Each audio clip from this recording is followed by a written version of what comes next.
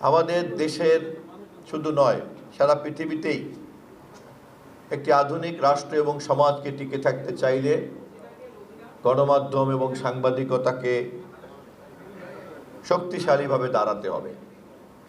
এবং তা যদি দাঁড়াতে হয়, তাহলে এই জগৎকে ঘিরে যে শিল্প প্রতিষ্ঠান, শিল্প উদ্যোক্তা, শিল্প আইন, শ্রম আইন, সেটার আলোকেই সাংবাদিকতাকে একটা পেশায় পরিণত করতে হবে এবং সেই পেশায় শিক্ষিত, দক্ষ, জ্ঞানী মানুষদেরকে আসতে হবে।